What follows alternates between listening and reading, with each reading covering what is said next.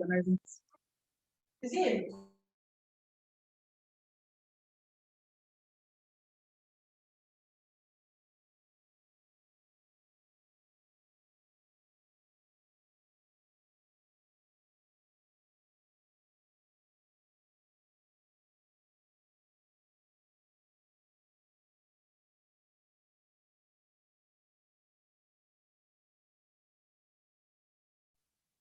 Hey, Justin. Hi, Vanessa. How you doing? I'm okay. Can you hear me I know very you have to turn clearly? on your camera, right? What do you say? What do you say? You say you know you have to turn on your camera, right? I mean, I will turn it on eventually. Says eventually. Where, where are the others? And has the event started? So it's a closed session. So pretty much this is a recording that we're just going to send out. We're recording it ahead of time and then Okay. we'll send it out. Yeah. Okay. So there are Okay. no live participants. Everything is Okay. just pretty much recorded. Yeah. Oh, I see. Let me Okay. reach out to the others and know where they are.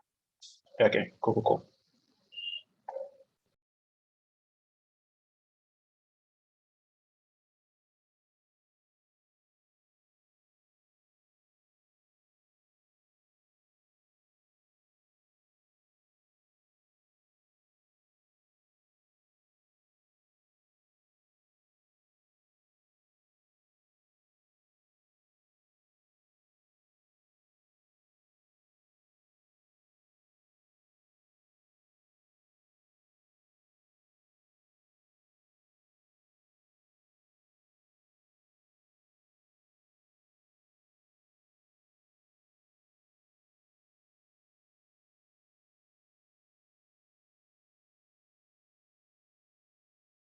Justin, hi. I miss your face.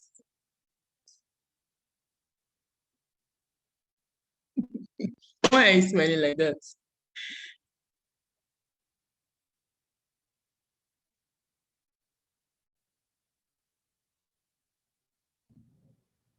Hey, Moyo.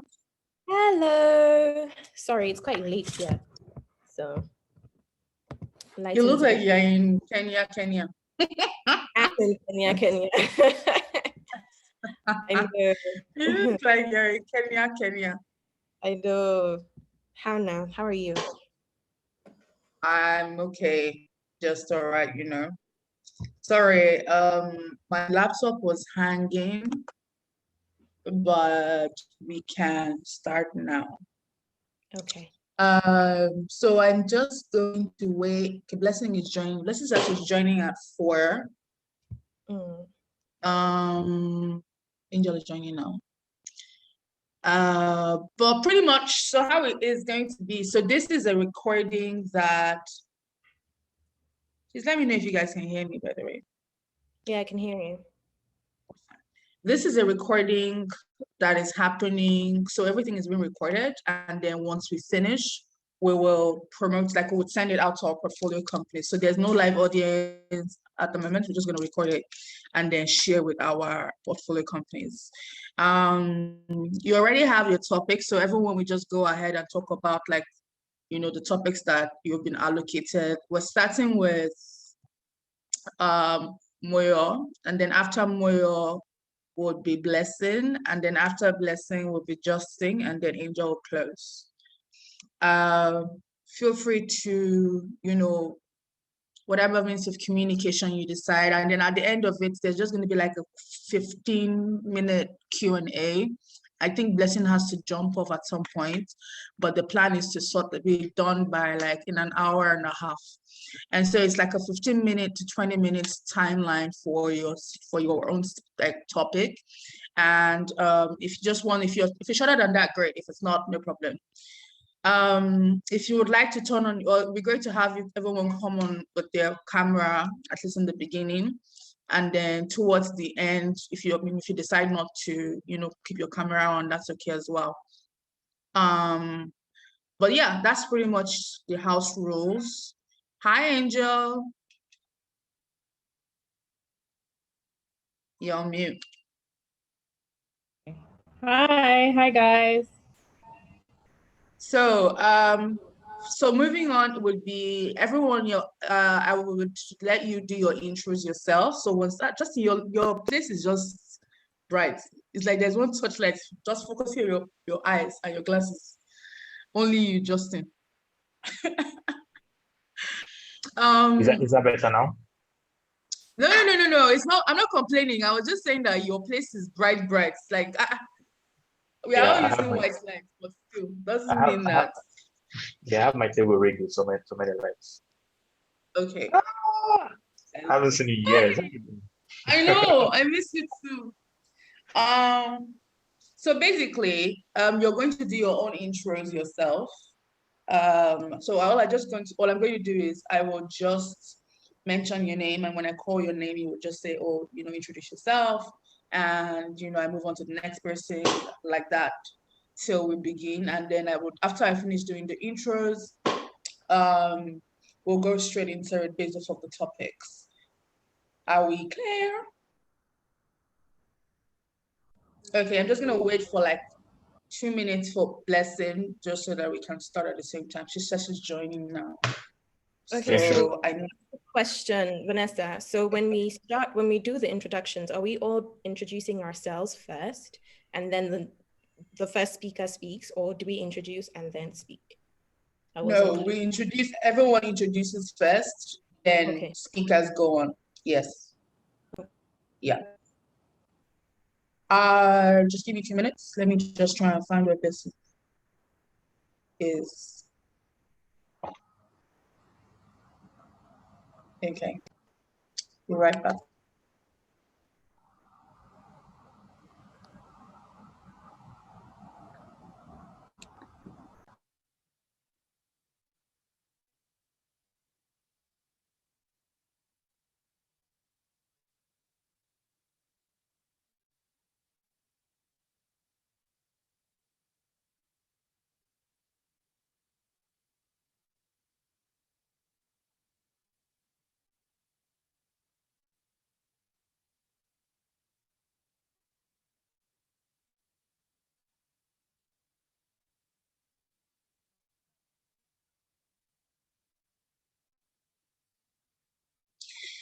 All right.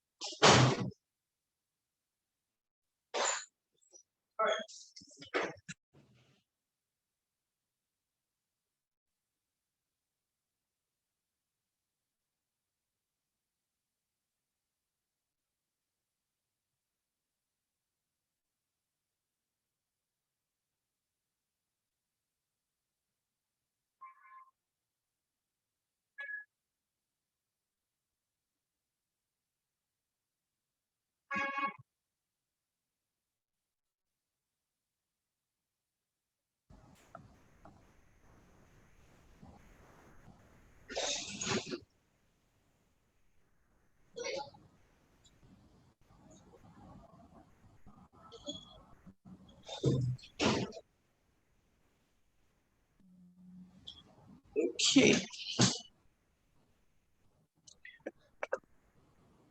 Okay. So I think Blessing is gonna take some time to show up. Whenever she comes, we'll do her intros and we can. Are you guys ready? You guys look so serious. My gosh. like it's supposed to be the fun part of like marketing and communication and like growth, and everyone just looks like we're about to talk about the importance of AI. I know, just you look at your likes, that's when you like. Okay, the conversation is recording, and I'm gonna begin.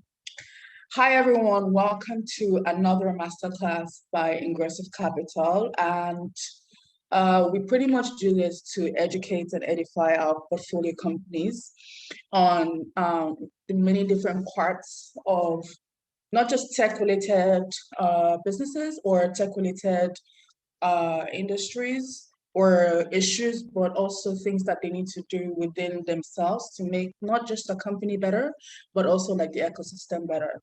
And today I have some of the most amazing people from different sectors who are joining us here. And you're going to be shedding light on, something that is really dear to my heart, which is branding and communication. And that way, part of the reasons we did this, or we ensured that we got people from different parts, is so that they can give the many different, the relevance of the many different industries that they're working. At some point or the other, there have been cross sections, but irrespective, I think everyone here has amazing things to contribute. My name is Vanessa Junobasi, and I am Head of Communications and Growth at Ingressive Capital. And to start, I'm going to start ladies first. Justin, you're the only man here, so technically, I will start with Justin. So, Justin Orabo, can you introduce yourself, please? Sure. Hi, everyone. My name is Justin Orabo, obviously. And I am both an entrepreneur at Antler. Antler is a VC firm that does funding for individuals to create startups across Africa. But I'm also a full stack web developer for a company called TradeCore that works in Belgrade, Serbia. Those are my two qualifications. And prior to being like really into the tech side of things, prior to being an engineer and all, prior to being an engineer and an entrepreneur, I had like a 7-year stint as a head of growth for a number of startups in Nigeria and West Africa. Some of them include Hotels.ng, Jumia Africa, and Big Cabal Media that owns both Zikoko and Tech Cabal, and Eden, which is like it's a home management service in Africa. So yeah, that's a quick summary of my life, and it was my pleasure to be introduced to you as well. Thank you. Thank you, Justin. Next person I have is Angel Obasi. Angel, please introduce yourself. You're on mute. You're muted. This is Angel Obasi. Nice to meet you all. I am a style influencer, and I own two of my businesses, which is Space Between Design and The Style Connoisseur, which is an accessory brand. Space Between Design is an interior decor that I started as well. I'm a style influencer. I love fashion. I post about fashion, lifestyle, travel, whatnot.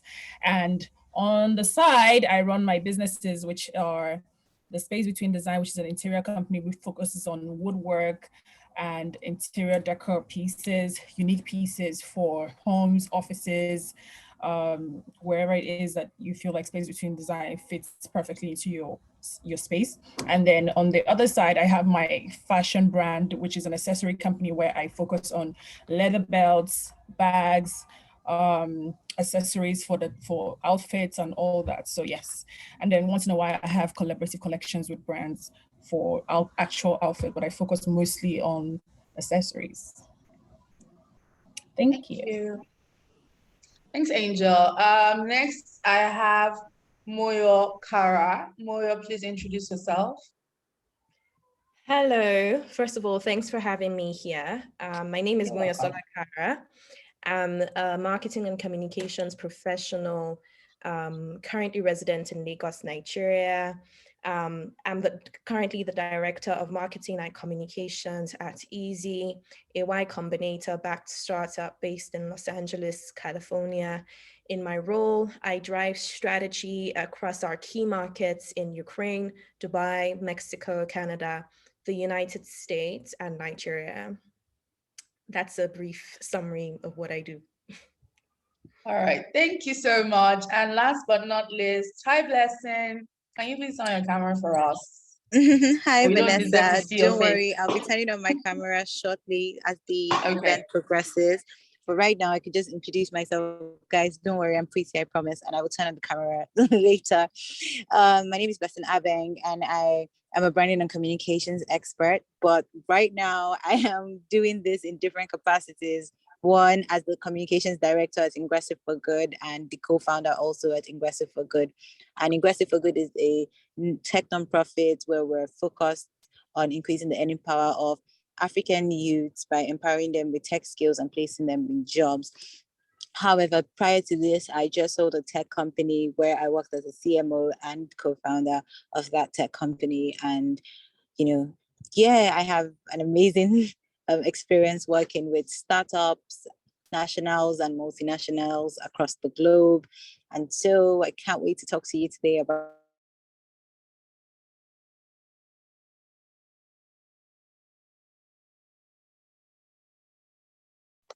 Hey, Blessing, I think you're cut off. I think you're cut off.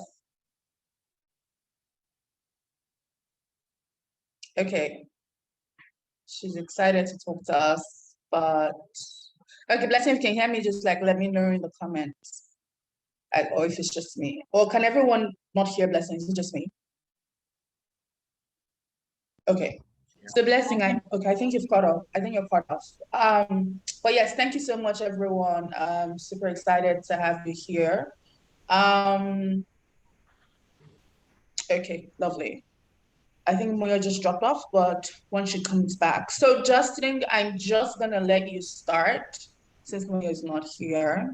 And pretty much the conversation that you're having or you're talking to us about is pretty much about growth. And that's something I've known you for the last couple of years that you have significantly not just helped businesses do, but also you've made such impact in these companies, the industries, the multiple different industries that you worked in.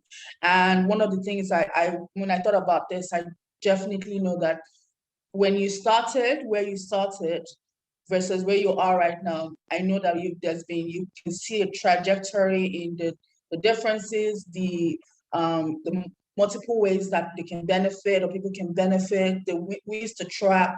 I mean, when you started versus now, things are different. I mean, so I think one of the things I would like for you to talk about is just pretty much carrying us through the timeline and why this is very relevant, especially in tech startups. So Justin, you have the floor and I can now go away. Yeah, thanks for that intro, Vanessa. So I prepared a very short presentation on Google Drive, on Google Slides. So I'm just going to share that while I talk. It's very light on text, so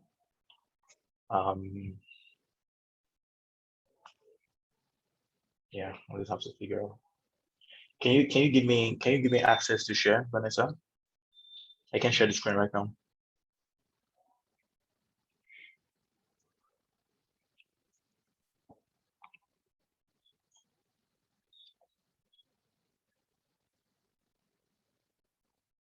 Let me know when you granted me access. You can try now. Okay. Perfect. Okay, let's do this real quick. So what I want to talk about is measuring like how a company is growing, what metrics you track and how you track them. But before I go into what I want to talk about, just like Vanessa kind of hinted at, there are certain progressions that you make both as a company and as a head of marketing when you're thinking about your company's growth, that you have to evolve based on the nature of your business, the growth, the stage of growth of the product itself, and the nature of the market that is evolving around you. Most times when you have to think about your day-to-day as a growth manager, you will eventually drill down into day-to-day tactical metrics. But it always is important to start from the beginning, to have the high-level top-line mindset to think about growth. I like the metaphor of the company as a literal organism. And so when you're thinking about growth for your company, you are thinking about it in terms of an entity. And just the same way an actual human being grows by consuming more calories than they give out, you need to be able to bring in more people than you lose. That's the broad objective of growing. You need to get in more customers. You need to get more of whatever metrics your company depends on to survive. So that's it, broadly speaking. But to practically think about it, you now have to ask yourself, what am I measuring? What am I looking out for? And how do I take these metrics, and how do these metrics inform the next step of growth for my company? One of my favorite quotes is from W. Edward Deming, who says, "In God we trust, everyone else must bring data." There is for a lot of startups, especially here in Africa, there is a gap when it comes to thinking about your growth. There's a gap in metrics, right? And if you want to reliably chart growth for your company, you need to fill in that gap. Half of the task for you will be thinking about, what numbers do I want to track? Now, when thinking about tracking numbers, when thinking about metrics that you want to track for your business, there is also a risk in there that you're tracking the wrong numbers, or you're tracking too many numbers that no numbers make sense anyway. So I have distilled this into two specific ways that you should think about metrics. One of them is a North Star metric, and one of them is a one metric that matters. I'm going to explain what these two mean subsequently, but this is a high-level master plan for product managers to think about how they want to grow their products.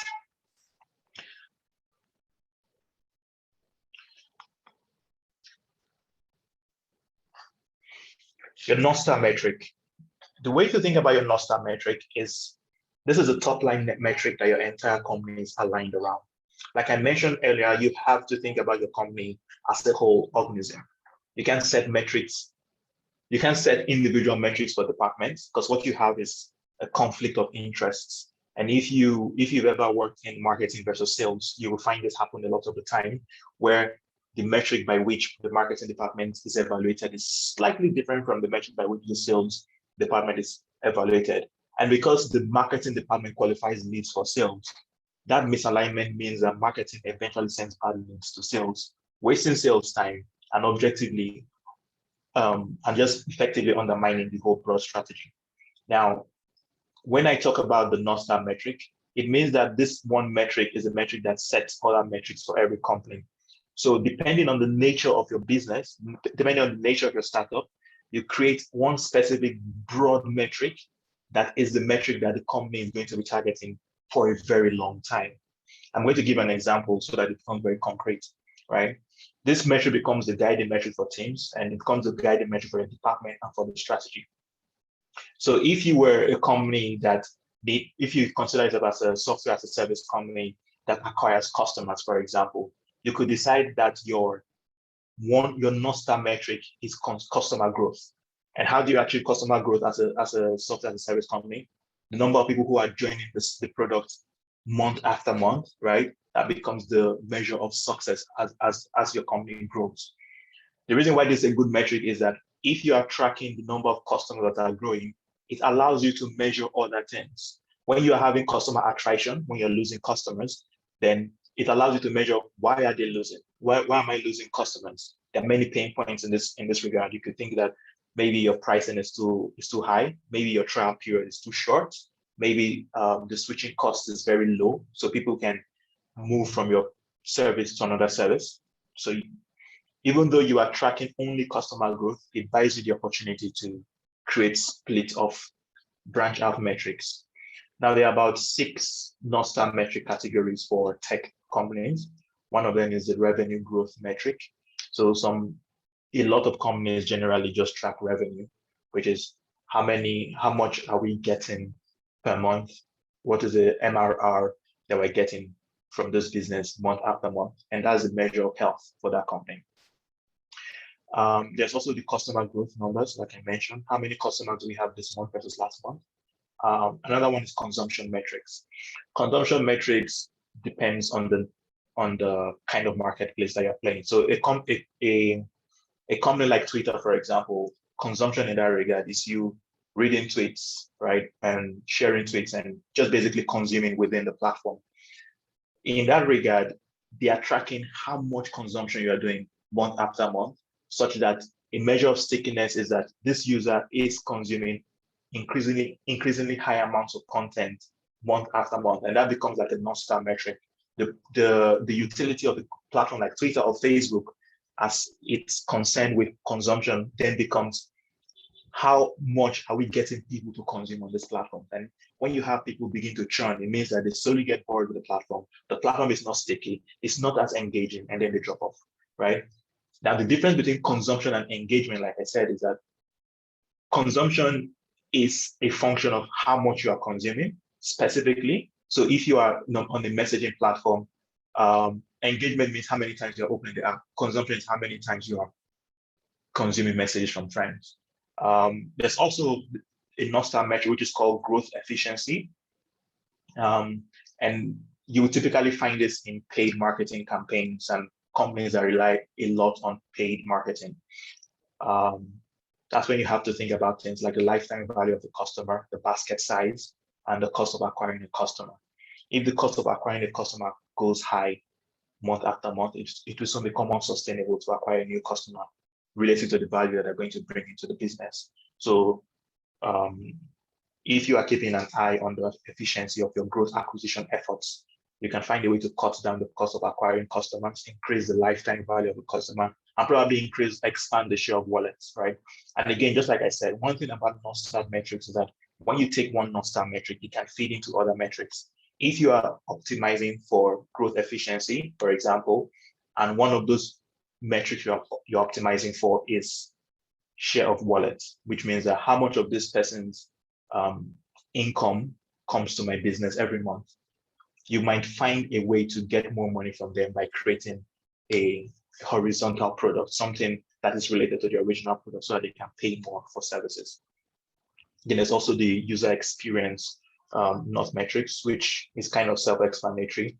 When every single product sprint, you do more and more things to improve the user experience so that you can draw more value from your customers. So those are your North Star metrics. Now, like I said, these are guiding metrics and they're top-line metrics for your company, and they tend to be like really long-term metrics. When you set a North Star metric, it informs the DNA of your company. It informs the strategy for a very long time. It even informs the kind of market approach that you design.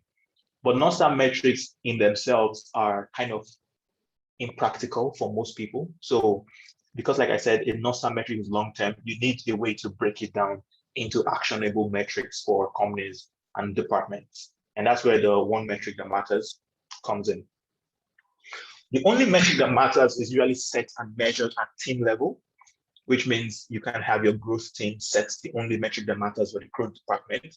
You have the only metric that matters for the operations department, and you have the only metric that matters for sales and customer support, engineering, and so on and so forth. Now, it's always tied directly to the North Star metric, but it helps the team. Basically, it's a way of interpreting the North Star metric that makes sense for teams at the team level. It helps you develop a sharp focus. You have a clearly defined and relatively short interval to execute. So within a, say, 3 to 6 or 6 to 12 month interval, a company can say, even though the North Star metric is always revenue growth, within the engineering team, for example, we have discovered that the way we handle payments is causing us to lose a lot of customers. And so the only metric that matters this month is how many successful transactions the engineering department is able to manage. And that then becomes the guiding principle for the engineering department. And maybe there's a related metric for the marketing department, which is how many customers are we able to reach out to when payments fail. So you see how the North Star metric can be distilled on the team level so that everybody's playing the same game and nobody's contradicting or conflicting with each other at any step of the way. Again, the organization, your marketing, your company itself is always an organism that needs to be in harmony, and metrics must not conflict. They must not contradict each other at any level. Now, in market, so just like I mentioned, right, this allows you to stay focused in the face of a million pressing things on your business dashboard. This helps you think of your business challenges in terms of sprints. So you might have a million and one things that need addressing, but you focus on the one thing that you can fix within 3 months, 6 months, and 12 months. And so you design metrics around those so that you can keep track of how well you are doing within those parameters. Now, I will still speak about the dangers of metrics, because people tend to think that you should just measure and measure and measure, but there's also a downside to measurements. It typically comes from poor measurements, but I just wanted to have a detour into where our data comes from.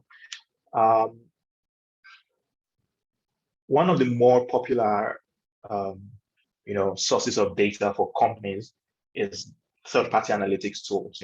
This event-driven reporting. The customer visits your website, you register a session, they click on something, you register an action, and you can design your funnels around those things. The most popular, obviously, is Google Analytics, but there are lots of really robust tools that can be customized depending on how much developer support you have. That is really an obvious way to do it. You also have inbuilt proprietary measurement tools where if you have an engineering department within your organization, you can then build in growth engineering within your products. And then you can build analytics within those products as well. And then you also have third-party tools that are not necessarily analytic tools, but they also offer analytic support. So for example, if you've ever used Drip, right, or you have any email service management tool, they also provide analytics, right?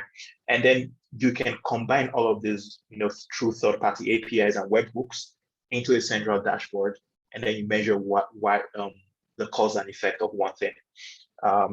In my most recent experience at Eden, for example, I designed a proprietary system by which we could use emails and just customer navigation. So we combine people's behavior on the website with their behavior on our emails, like towards the emails we're receiving, to determine how likely they were to convert, given a specific kind of discount. And so we're able to reroute discounts to people who were most likely to convert. And these are the kind of things you can do when you have multiple sources of analytics, and then you can combine them into one dashboard. Obviously, you can also do customer surveys. They're a little bit intrusive, so you should do them in a way that you don't become tedious and you don't give your customers fatigue. But they're like a really great way to gauge customer sentiment. Now, third-party tools, they're not really great at gauging customer sentiment because they are kind of in the background and just measuring objective raw data without sentiment. Customer surveys are good for getting your net promoter score, get sentiment analysis. How are people feeling towards your brand? And in general, anywhere customers interact with your product or service, it's an opportunity to collect data, because sometimes it's not all online. You might need to do offline data collection as well. So back to what I was saying about the perils, the pitfalls of gathering data and the metrics you need to measure, is that when a measure becomes a target, it ceases to be a good measure. This is good heart law, and it's something to always measure, to always focus on. When companies set metrics, and I've seen this happen, one of the worst things that happened in my very first career stages was that when people set metrics for departments and those departments are not fundamentally aligned or in agreement with those metrics, they tend to hit the bar in a way that renders that metric completely meaningless, right? So if you say, for example, you must bring in 10 customers every month, right? People will figure out a way to duplicate customers, right? Create fake customers, just hit those numbers, and those customers will churn before the next month, and then they'll acquire new people who will keep on churning. And so on the dashboard, it will look like the company is growing, but the company is not really growing. So which is why I said that when you are thinking about your North Star metric and when you are thinking about your only metrics that matter, you must gain buy-in from every single player in the team. And you must also make sure that those metrics make sense fundamentally. Another peril, another pitfall of the North Star metric, and I need to mention this very quickly, is that it is possible for you to make a huge sacrifice without realizing that you've done that sacrifice because of the North Star metric.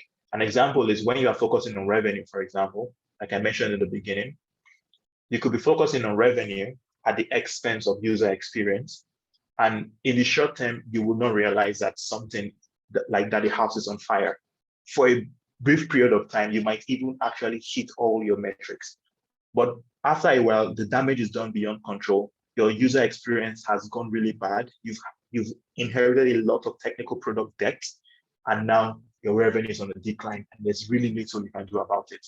So when you are setting your North Star metric, you must also embed some form of flexibility, a little bit of common sense, and just some thoughtfulness into the way you think about your metrics. At the end of the day, it is not the metrics that guide you, but the metrics that instructs. That is the metrics that gives you hints as to what to do. So don't make the metric your God, right? It should be more like a barometer as to the health of your company. Speaking about metrics, one final point I was going to make is that metrics, when you collect them, should be pure. So wherever you're collecting your data from must be trusted sources, and they must be uncontaminated. They must also be unobtrusive. Any form of data collection that requires harassing and disturbing your customers will affect user experience. And if you are measuring for user experience, then you're already measuring a bad version of that, because you're already obstructing user experience. Your metrics must also be rigorous, which means that you must be sure that at any given point, the data you're collecting is thorough and the data you're collecting is standalone, defendable in its own right. And your data must also be consistent. So if you have to collect weekly reports for something, you must collect it weekly. You can't afford to skip a week, you can't afford to skip a month, because then the data becomes distorted and you cannot use it. So whatever metrics engine you design for yourself, you must also think about it. Is it pure? Is it unobtrusive? Is it rigorous? And is it consistent? And that, in general, is my contribution to how you should think about metrics and how you should measure them. Thank you. Thank you so much. It was so good. Oh, Justin, that was nice. That was really, really nice. Really, really nice. Nice and succinct. And for some random reason, 15 minutes. Nice. Okay. Ladies, can we beat Justin? When it comes to time, I mean. Thank you so much, Justin. I'm going to come back to you with a bunch of questions after every other person has gone. But next is I'm going to let Moyo come on board and discuss, the relevance of brand and storytelling. Because this is one of those conversations that I think when I think about tech startups and the ecosystem, I mean, there's a part of me that feels slightly upset about the fact that brands, most tech companies, unless they have fully established brand and storytelling, just seems like a nice, lofty, expensive idea that it's like, maybe eventually we would, be interested in that. And forgetting that it's actually literally the curation, the curated idea of what it is that you started with is how people perceive you. And that's why there's a lots of customer misperception about businesses and industries. And tomorrow we're now doing crisis management when we have started it in the beginning, as opposed to things like that. So yeah. I would like you, Moyo, to just dig deep into this, and because I know your PR background definitely also helps in terms of this. I'm just looking forward to how you just expand on this. So Moyo, you have the floor. And I disappear again. Thanks for that, Vanessa. And I think that you really just started off the topic for me without even meaning to. You're definitely correct. I think that, especially in my experience with working with tech startups in my day job and in my consulting experience as well, there's usually an afterthought. The company is set up, they're raising funding, and then the last thing that is really thought of is, oh, right, we need to have some sort of storytelling or messaging around our brand, or we need to now start to think about how we want to approach marketing. But in actual sense, it should be happening concurrently as you're building a brand, right? So anyway, let's kick off. As Vanessa rightfully said, the topic is the relevance of brand storytelling. And I'll be starting off by really demystifying what storytelling is. I think that, you know, especially in our industry, especially in the marketing and communications industry, storytelling is a concept that's thrown around a lot. And, you know, for non-marketing heads, for non-comms heads, it can seem a bit confusing or ambiguous when we talk about storytelling. So let's really demystify what that means.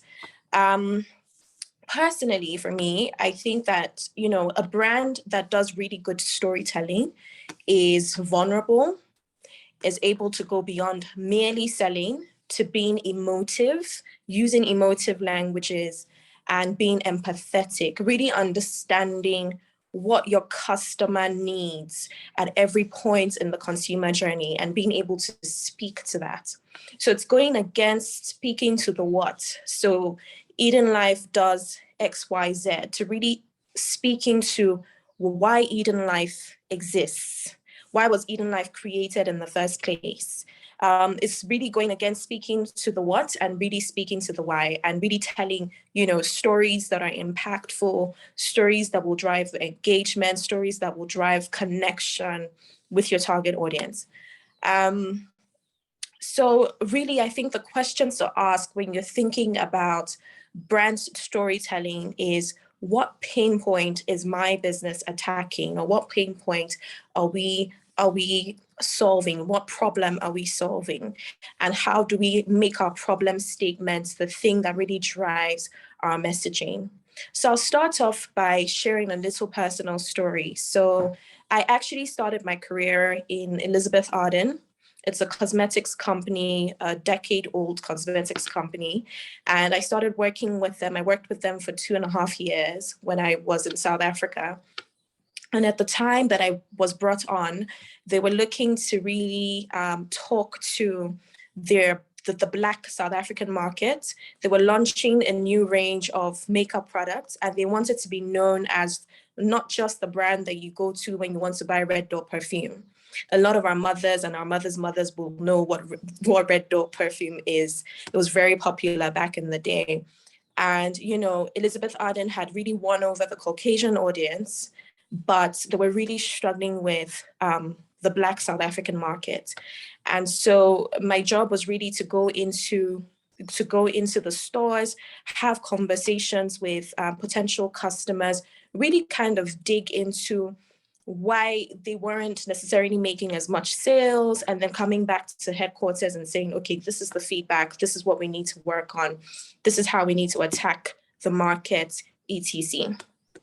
Or if there was need for, you know, the R&D to be refined, maybe the product wasn't really working with Black skin, all of that information was what I would be feeding back to headquarters.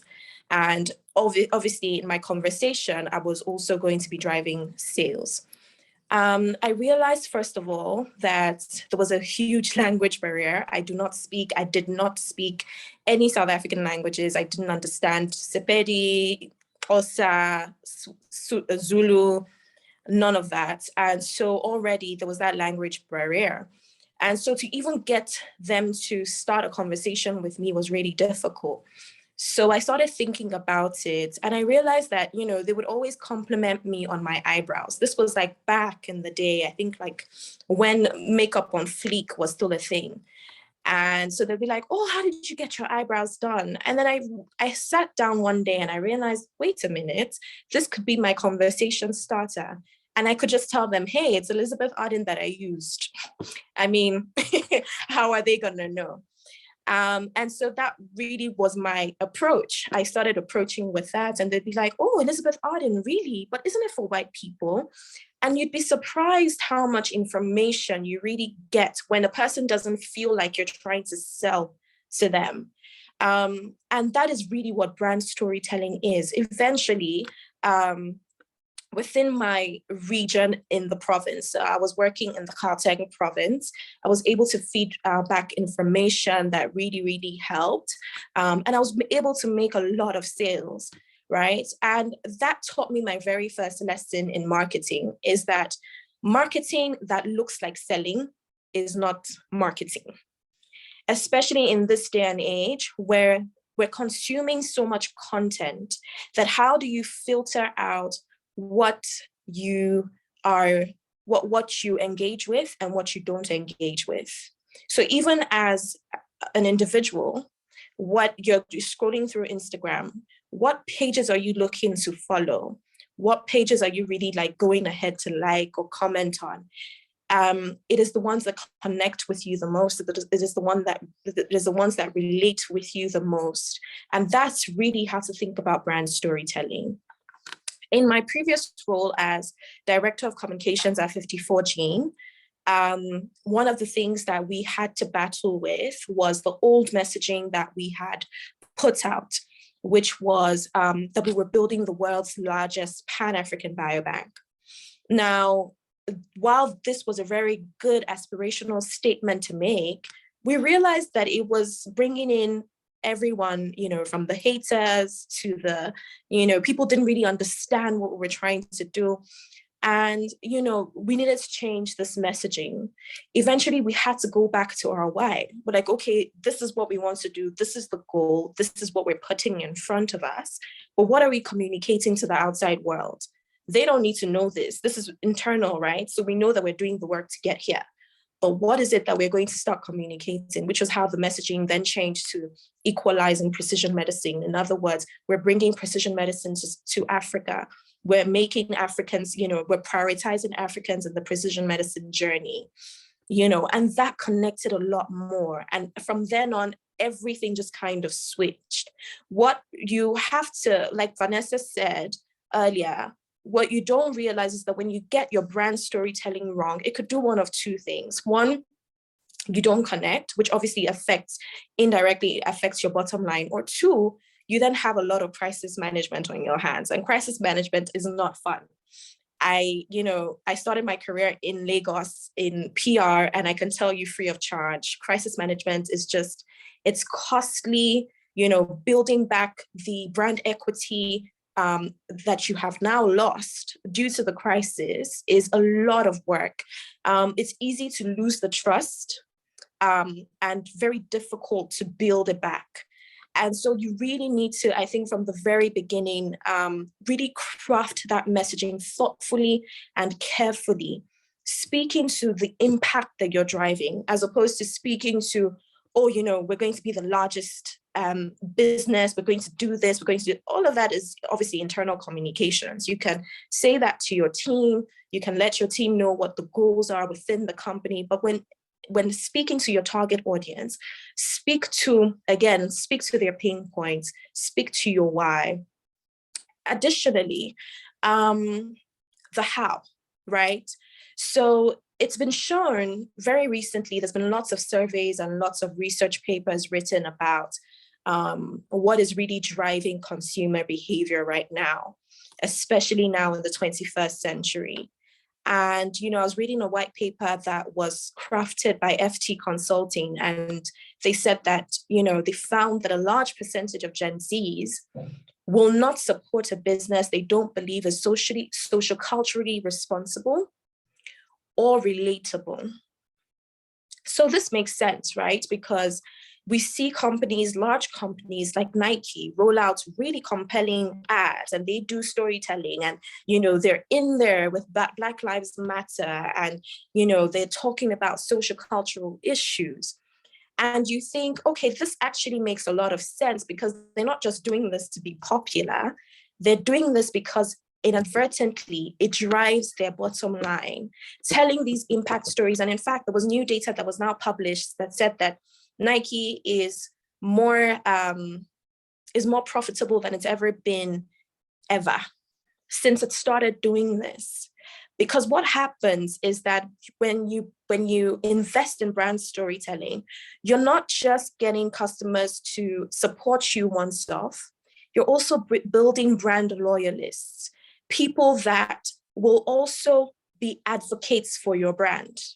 So you also then don't need to spend as much on marketing, because you now have advocates in the people that are, either purchasing your products or supporting or purchasing your service. They will do the advocation for you. And, I found that really interesting. And it's just so crazy how even now with content, we hear it all the time, content is king. We're consuming so much content on different channels and different platforms. How do you sift what really what you connect with, and how do you sift what you don't? Or how do you sift what then becomes popular and what then isn't so popular? In digital marketing, there's something we call, there's the three concepts. We say you want to drive awareness, then you want to move into engagement, then that then drives conversion. So awareness is easy to build. You can put your ads everywhere and people will know about your brand. They will know of your brand, right? So you can decide to invest in ads on digital. You can decide to do experiential marketing. You can decide to do some traditional marketing as well. You can decide to do TV ads, YouTube ads, you name it. And so you're everywhere. But what really drives that engagement, which is now the next step in the digital marketing process, is obviously, what is your content? What are you selling me, right? Now, for you to even get to that next step, your storytelling or your approach to storytelling really needs to be well-defined, and it really needs to connect. Otherwise, you get the awareness and then it just cuts off from there. You lose people in your sales funnel. Okay, they know of you. Okay, yeah, I've heard of that brand, but what do they even do? There was a recent campaign, and I'm not going to mention any names so I don't get into trouble. And everybody was posting, and we saw pictures everywhere. And it was a huge campaign, and there was a particular performer that's really popular that performed at the event, and so we all heard about it. But it wasn't shocking to me that 2 weeks later, they then had to do another campaign, really talking to people about what it was they had just launched. So you don't want to make that error, because when you now build all this awareness, you've put out all these ads, and you haven't really told the story of your brand. You haven't really said what it is your brand does. You haven't really said what problem it is your brand is solving. You just get carried away with just being everywhere. You lose your target audience. And then you have to then, spend a lot of money trying to gain back, or even, and once people lose interest, it's really difficult to pull them back into the sales funnel. So it's important to be able to get that engagement, as soon as your ads are rolled out, as soon as that marketing campaign is launched. And the only way to really do that is through brand storytelling. And then that then drives conversion. That then drives, your sales, that then drives your bottom line, that then drives, building brand loyalists and building brand advocacy, and basically keeping you out of trouble as well with respect to crisis management, and just really saving you costs in the long run. Last but not least, I will mention that I know that I'm speaking to a lot of founders who aren't really marketing heads for a huge part. I think a lot of founders really don't understand the concept of marketing. It's all very vague and ambiguous, right? So I'll speak to you in the language that you understand, which is really being close to the money, the data, as well as, wanting to raise funds. Now, you'll be interested to find that even in fundraising and speaking to investors aren't really, especially when you first have that conversation, when you're doing intros to investors and things like that, what is that thing that you're putting out, right? We do something called an investor blurb that you send out to different investors. That is storytelling. You're telling a story about your brand. You're saying, this is what we do. This is the problem we're solving. This is how much we've been able to, this is what our GMV is. This is what we're looking to change in the landscape in the long term. This is what we want to, eradicate in the ecosystem, or this is what we want to eradicate as a whole in terms of the problem that we're looking to solve. And even that in itself, if you don't get your messaging right, can really lose you potential investment. So that's how important brand storytelling is. I can't stress this enough. I don't have time. I don't have that much time to speak on this, but I could really talk about it like every day, all day, because it's so expansive.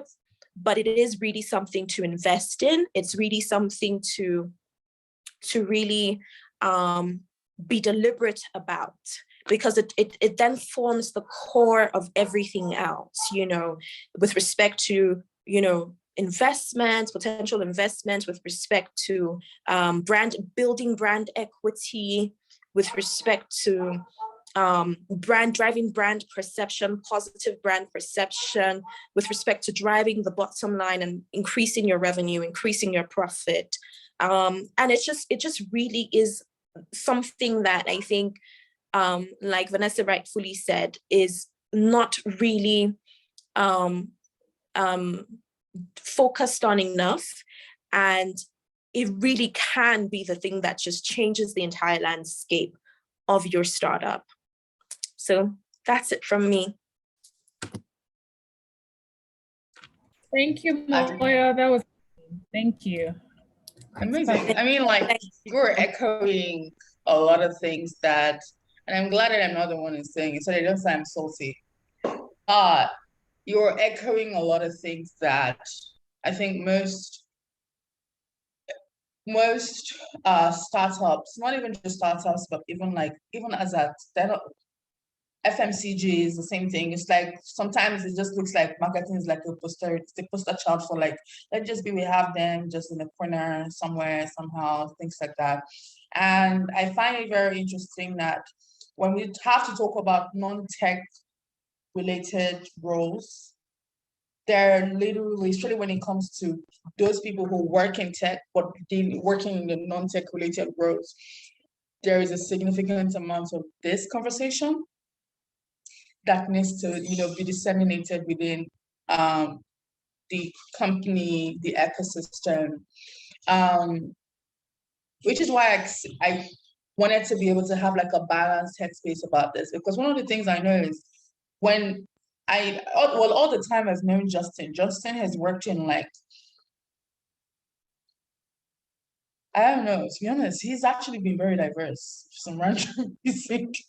He's been very diverse, but then he's also been like, he's had this sense of like, this is the importance of what this is, but at the same time, this is also relevant because he's also like the tech head, but at the same time, he's also someone who has been able to go from being a tech head to navigating to many different facets of like, what it is.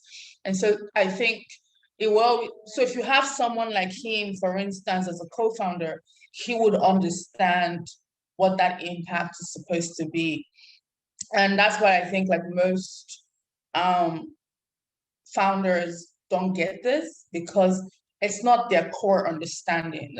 You've said brand affinity, brand, what's it called? The archetype, things like that, those words. Yay, blessing is here. Those words, you've said all of those words, and all of those words that you have said are not necessarily the conventional interpretation of what like a conventional tech person is saying. Because when you think about co-founder, when you think about it, the second person beside them is a CTO.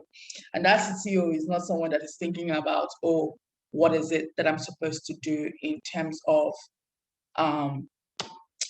marketing. So I really appreciate this, and I hope that when you watch this, and like not just even like the brand person on team, anybody else that watches this and sees like, oh, I'm trying to build a business, it's very important if you're learning every single thing happening in the ecosystem, you should also be learning things that are happening in the marketing department. You should also be learning things that are happening in people and culture. You should also be learning things that are happening in hiring, fundraising. You should also, like, these are like things that I don't think that they're not standalone, because those are the things that come together to make the company significant. So thank you so much, Moyo. Angel, you can go. So next person is just going to be Angel, and Angel is going to be talking about now, this is one of those very important parts of the job that I know that there's a reason they hire somebody to do it, because you don't want to be the person to do it. But when you don't have the right person, it has a domino effect across board. And that is the importance of consistency when it comes to social media management. And no problem. And that is the importance of social media management, consistency when it comes to social media management.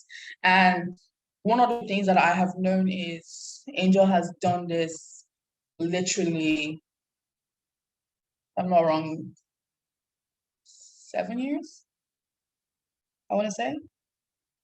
I know I'm not doing a great job at the timeline, but I think you have done this for like the last 7 years. Say that again. 4 to 5 years. 4 to 5 years. Is it 4 to 5 years? Oh my God. Okay. Sorry, don't be angry. You've done this significantly for 45 years. And that 45 years that you've done, it's longer in my brain. And that 45 years is literally the impact of day-to-day intentionality. The word that I will always use to describe this is intentionality. And that makes every single thing so much easier for you to explain, because there's always a conversation about, should I post? Do I need to post? Do I need a social media page? Do I need to post every day? Is it important to do anything? I mean, should I post like every day, or should I not post every day? Or should I post 2 times a week? Should I not post 2 times a week? What can I post? What am I not supposed to? Those kind of questions keep coming up. And sometimes it's frustrating for me, especially when it comes to working with portfolio companies, because I'm like, there's no way anyone can trust you if I don't even, like, if the first thing, like when Moyo was saying, when you think about it, the first thing you're thinking about is, I need to go and, find out information. This is regarding fund and things like that. And I checked, the last post you did was like in 2019, we're in 2021. How do I feel comfortable enough to trust you? And again, it's not a matter of you trying to post every day. It's a matter of, oh, you have an actual plan. How do you execute? So my question, and this is where I would like for you to just go above and beyond on this. So Angel, you have the floor.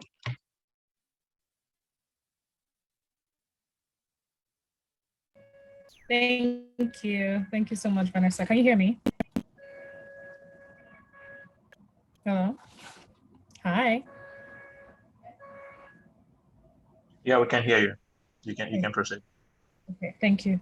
So thank you guys for having me on here. This is really my area of specialization. I'm so glad that I finally get to talk about this and talk about you guys, and talk about it with you guys rather. So I want to expatiate on the importance of consistency for social media management, right? So I mean, if we just want to start from the beginning, what is social media? Social media is your Instagram, your Twitter, your TikTok, your Snapchat, your WhatsApp status, your Facebook, all of, even Telegram, all of these platforms that have been created for us to actually socialize with people. And what has happened was it has helped a lot of us, especially influencers like myself, to build a following and make profits and create content and make profits off of the content that we have created, right? So brands, top brands from Nike to Adidas to Coca-Cola to Apple to Samsung, everybody has a social media page and everybody is glued to their social media platforms because this is the place where they get to talk to their wide range of followers, right? So, I mean, it makes sense. Is the place to be right now in this era. It is social media. If you're not on social media, you're really just, yeah, I don't know, you're really not doing much, I guess. And so now we have to talk about the importance of being consistent on these platforms, right? So it has come to, in during COVID, I just want to start from the COVID period.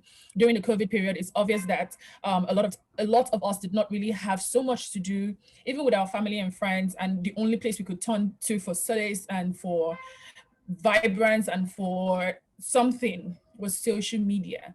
And we had people creating content while at home. We had campaigns being run from at home. We had tons and tons and tons of things happening at home. I personally had several viral images that went on whilst at home during the COVID period, which means that regardless of what the situation might have been, even though the world was on standstill, social media was still moving on. And somehow people just had to be consistent, even when there was absolutely nothing going on in the world.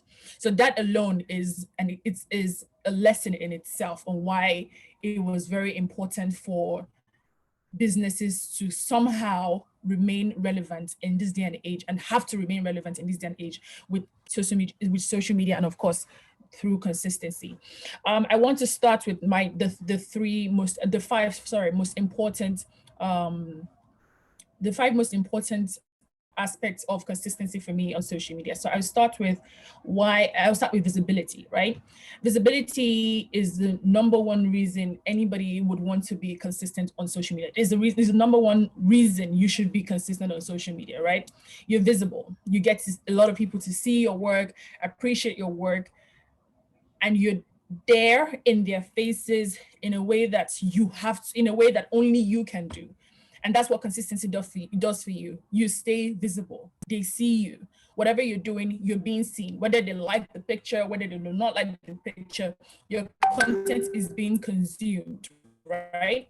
So regardless of the situation, it's obvious that social media and consistency is very for, everyone, right? You have to be visible because, if you want to be an influencer or if you want to be a brand that is worthy of attention or anybody's attention, or even want to make money on social media, you have to be visible, you have to be seen, and they have to see that you posted yesterday, you posted the day before, you posted last week, you posted 2 weeks ago. That way people would automatically have confidence in your brand. This is just what it is, and that's what visibility does for you, right? So I want to move on to registration. Registration is what happens when you become visible.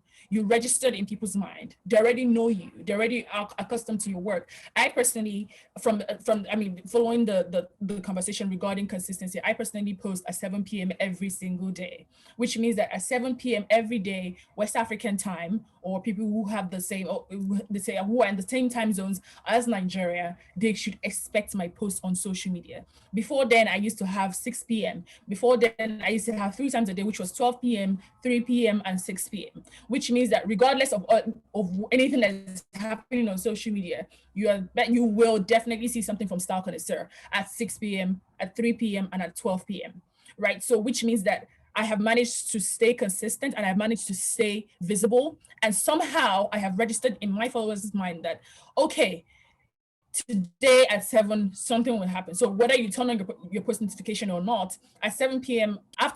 on your time, something is going up, or wherever it is that you are in the world, 7 p.m. my time, something is going up on my page. There's this registration. My customers and my clients are comfortable, and they believe in my work, and they believe that regardless of anything that happens, I will be there. Regardless of anything that happens, they will see something from me. So they are very confident that there would never be radio silence for no apparent reason. I have brands who work with me every single week, which means that they are looking up to, I tell brands, I do not post brands back to back. So if you get your pictures today, 2 days later, you will see your images, or 3 days later, you will see your images go up. And because of the trust, they can see that, oh, this week there was this so and so brand was this week. It was this day rather. So and so brand was the day after. So and so brand was the day after. And afterward, when you can see the consistency, you are confident that, okay, this is how she works. So when I tell you something, you're not going to assume that, oh, I don't know if she's right, or I don't know if she would go ahead to post, because you have seen the consistency, you have seen the visibility that I have, and then you have seen the registration, it has registered in your mind rather, how consistent my work is and how consistent my posting is on social media. So the third step I would like to go into is for consistency in your social media, I mean, across your social media accounts, you have to have at the back of your mind that consistency brings building of your followership. So if you're one of those brands who wants your followers to skyrocket from 1,000 followers to 10,000 followers, I can assure you the best way to go is with consistency. You cannot cheat it. You can't skip the process. You can get the bots, you can buy the followership, you can buy the likes, you can buy the engagement, but you cannot buy the actual buyers, your actual consumers, people who see your work. And more often than not, you cannot really buy people's genuine reaction towards your posts, because I mean, with the bot post, you can just get a few hats here and there, but nobody is talking about the value of your work and what they get from your work. So building an audience and building a followership is consistency is instrumental to having all of that. You cannot post today, then post 2 weeks later, then post 3 weeks later, and you intend to have an audience from that. It is almost impossible. The more you post every day, the more that you are visible, the more that you're registered in people's minds, and the more your followership grows. Because that way, just like Moyo said, you go from just having your work out there, people see it, they engage, blah, blah, blah. And the next minute you have people talking about your work, advocating for your brand. And that is what building your followership goes from, oh, have you seen this person's work? She posts every day, she does this, she does that. Have you seen this brand's work? They do this, they do that. They create all of this amazing content that you can engage in and you can even get inspiration from. And just like that, your followership is increasing and you're getting actual audience who love your work, who want to participate and who want to be an associate of your brand. And that is that is one of the easiest ways. I would definitely say one of the easiest organic ways to grow your followership is through consistency. The fourth thing I would like to go with is growth. So I mean, when I'm saying growth, I mean actual growth, right? You want to start with, I mean, I've seen several brands start with, and I mean fashion brands now, I've seen several fashion brands start with 100 followers, and in the next 2-3 years, they're at 50,000 followers. These people have actual growth process. You can see the trajectory of their business. Start from today, we're talking about, oh, we have just one product. We're pushing just one product. We're pushing just one outfit. We're pushing just one paper, whatever it is that you sell. And in the next 2, 3, 4, 5, 6, 7, 10 weeks, you're seeing them have a range of objects or a range. I'm not even going to go far. You can see brands like Fenty, for instance. When you can see brands like Kylie Cosmetics, for instance. Kylie Cosmetics started with Kylie lip gloss. She started with literally just 3 lip glosses. She launched 3 lip glosses at once. She sold out in 15 minutes. Obviously, with a lot of consistency, people got very acquainted with her brand. She has since gone ahead to release Kylie Skin, Kylie Baby. I mean, she even has a lingerie wear right now that she's releasing later this year. So you can see how there's actual growth because of consistency. And because people already know on this set date, every November 4th or whenever Kylie's birthday is, Kylie is dropping something for her followers. And just by that alone, you are looking forward to Kylie's release on her birthday. Every year, she has a release on her birthday. She has a birthday release. That way, she has managed to stay consistent. Regardless, even if you don't buy anything from January to December or only of the old products, you are very sure that in November, Kylie's going to have her birthday. And she's going to release something for her fans to buy. Somehow she has managed to stay consistent her business is 3-4 years now. She has managed to stay consistent and has built a brand that is worth tons and tons of millions of dollars as of right now, right? Richest self-made woman in 2019, according to Forbes. So what I'm saying is,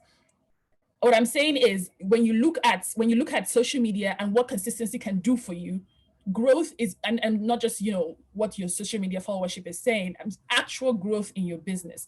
Because the truth is, the more consistent you are, the more people would engage with your brand, buy your products. And to be very frank, you can then go ahead to be more and more, which will take me to the next step, creative. More and more creative with whatever thing you want to do. So the fifth one is creativity. The truth is, when you're consistent, you get burned out, you get tired. You don't know what else. You have done it all, from taking the pictures to creating videos, to creating still images, to creating product images. You have definitely done it all. So what sets you apart from your competition or your fellow, definitely your competition, is how creative you get with your brand. At a time where people are starting to catch up to what you have done 2-3 years ago, you have gone way farther. You have more capital, you have way more finances set aside for your marketing, set aside for your content and content production, and also your video production as well. Before you know it, you're a lot more creative. You have a lot more money to employ more people to come in, help me do something different with my brand. And that is what consistency does for you. That way you have more income, you have way more income, you have way more audience, and then now you have way greater content that, to be very honest, a lot of people and a lot of brands can never really be able to attain to, just because they haven't really gotten there financially. But all of this you've been able to achieve in a short in a shorter period of time, mostly because you were consistent from the get-go. So, 2 years, you can achieve this, 3 years, you can achieve this, and only because of consistency. When everybody's sleeping, you're awake, trying to make sure the content goes up, trying to make sure you're responding to your customers, trying to make sure that you are creating something that no one has seen before. That's how you stay on top of the game. So how it works for me is, one, consistency will help you with your visibility. It will help you with registration. It will help you with building your audience. It will help you with growth, actual growth in your business, and it will definitely help you with being creative, because now your creativity is out of the moon. To be honest, nobody would have seen Kylie's Fenty Skin coming, right? She started with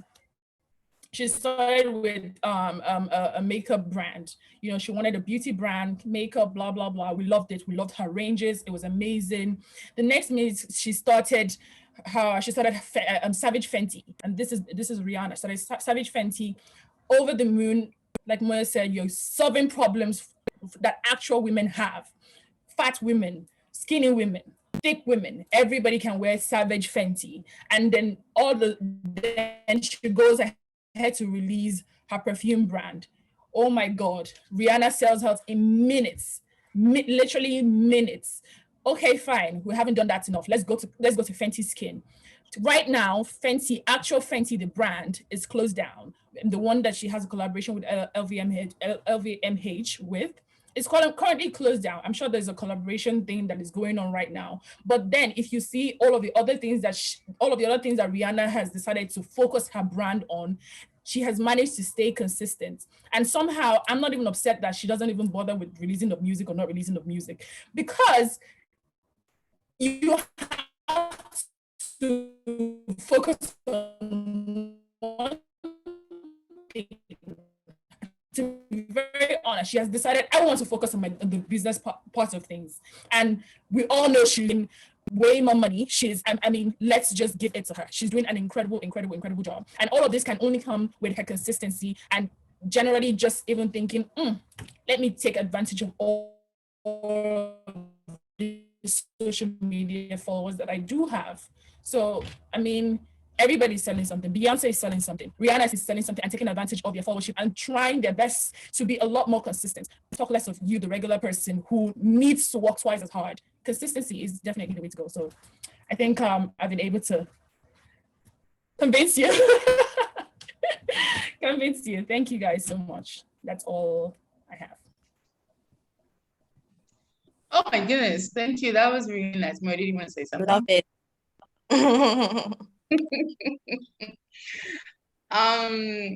This was just, I like the different angle for it, because at the same time we still have it's like, it's the templates.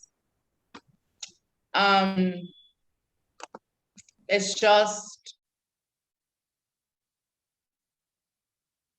expecting the same thing. At the end of the day, consistency can be in tech, consistency can be in beauty, consistency can be in music, consistency can be in products, consistency can be in food, consistency can be in restaurants, life. As long as at the end of the day you're doing the same thing and ensuring that there is a significant amount of impact with what you're doing, you can't miss the mark, because Nike is selling sportswear, Coca-Cola is selling beverages, Fenty is selling products, beauty products, Kylie is selling lifestyle, Skims is selling the array of things that Kim has opened up in the morning and decided to give us anytime she decides to give us anything. But I think across board, there is going to be the same thing, which is consistency. And you cannot achieve that if you don't have all the many different parts of what we've discussed, starting from the growth part of it, to the storytelling part of it, to the consistent part of it, and which brings me to one of my favorite people in the brand industry, which is Blessing, talking about the importance of branding in businesses. And you can go through all these things, but if you do not have branding set up, like you can, there's a reason that CMOs are thriving and collecting good jobs. Brand managers are consistently just like, hot cake, irrespective, especially when these businesses realize that, oh, we've gotten to a point of relevance and we need to make a point with our brand. The only problem is that you want to always ensure, can everyone hear me? Yeah, I can hear you. Okay. Yeah, so can I. Okay, oh, Blessing just went away. I think the internet is funny. Yeah, so especially when you have brands, I'm sure she's gonna join back quickly. So when you have brands who are, it's like walking backwards, and that's one of the things that Moya was talking about at the time, which is you cannot start to think about your branding after you have finished blowing. You have to, it doesn't even matter, it's the small things. If you don't have brand storytelling, you don't think about the importance of, what are you doing to keep yourself, in people's faces, which is where your consistency comes in. You don't understand the importance of metrics and like analysis. How can you now have branding when you've never really thought about any of these things? So all of these things come together, and the reason, if we think about it, the reason that this entirety of the chat has happened has just been to ensure that you understand the multiple parts and force it. Listen, I'm looking at you like this. Why? I don't know what's happening. Oh, is it back now? Yeah, you're better now. So it's just all of these many different parts of it. And that's why I think I cannot think of anyone to talk about the importance of branding better than Blessing, because this is literally, she drips, she looks, she is the entirety of branding. And not even just for that, she doesn't just say it, she actually walks the walk. So yeah, Blessing, can you help us just like explain the importance of branding when it comes to businesses? Because I honestly think that tech companies cannot sit on their hands again. It's really, now it's just abysmal. So please tell them. Thank you Oh so my much, Vanessa. Thank you for inviting me. Thank you for giving me this topic. It's one of, as you said, is one of the things I love to talk the most about. And yeah, so let's get right into it. So every time I've been invited to speak about branding and I put out the question and I ask what exactly is branding, some of the answers I get would be things like branding is your name, branding is your font, branding is your logo, it's your color, it's all those other things. And yes, those things are features of a brand, but those things are not what makes up a brand. And I'll try to explain it like this. Apple has like a wide array of products. I really love Apple, by the way. And I know that some developers will hate me for loving Apple, but hey. Yeah. So Apple has a wide array of products. Excuse me. This is not my brand. Coughing is No, not this my is brand. this is developers. All right, Those are so they Apple are the has a wide ones. array of products, and many years ago, if I'd asked you what is Apple, you're probably going to just tell me Apple is a fruit because apples are fruits. But Apple is here, named after a fruit, has a wide array of products. Could be a computer, a MacBook, an iPhone, an Apple TV, whatever. They have all those wide arrays. They have this wide array of products. And then beyond that, when you think Apple, you don't think about one thing in particular. You think about a feeling. You think about a mix of feelings. You think about so many things all put in one.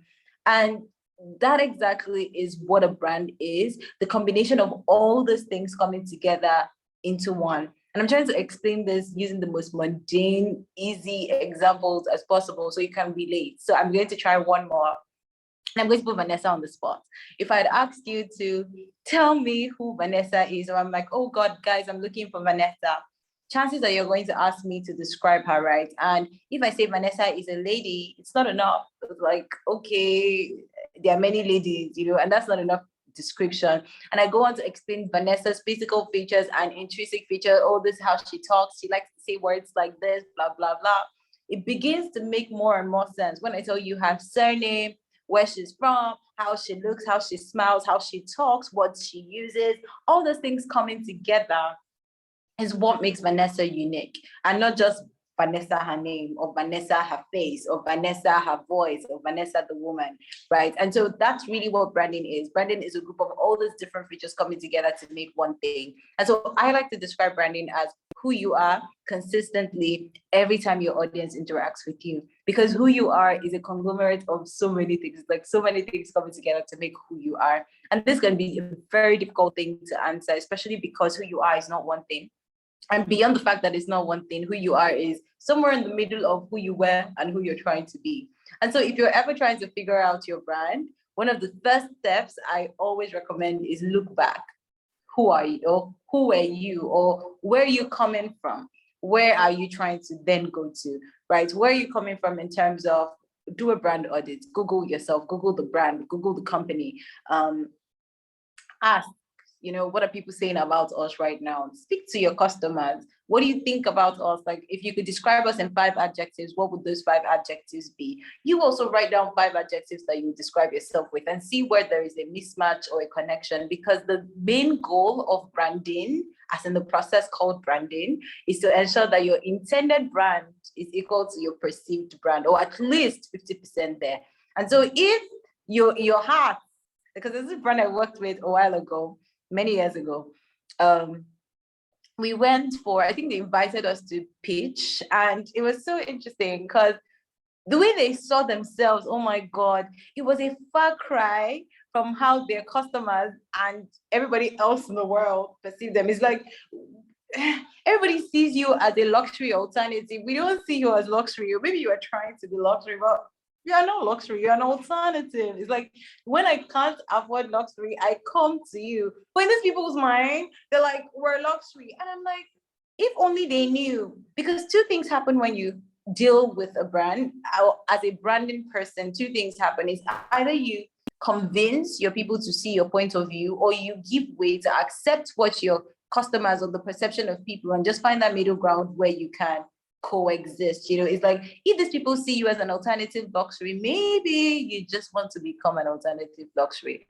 Or if you feel like you're so luxurious, you have to then bend your back to prove luxury, not just with your mouth, not just because you feel that way, but you have to show it. And that's the interesting thing about branding.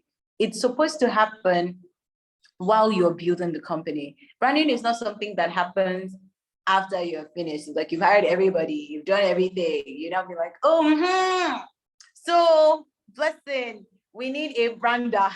Somebody who can come and brand, in fact, come and brand us, And that's something I see that happens very often. It's like people are so busy building, creating, doing all these things, and then they forget to add that element of branding from the very beginning. And branding is not packaging, which is why I think people defer it towards the end, because they think it's just some packaging thing that you're supposed to do. No, it's not.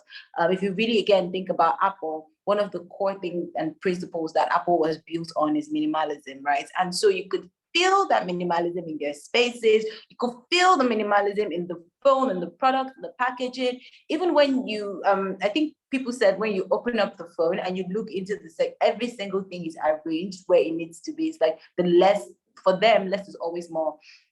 And you feel it across. Do you get? So if minimalism is an ethos that is important to you, then I'm supposed to feel it across.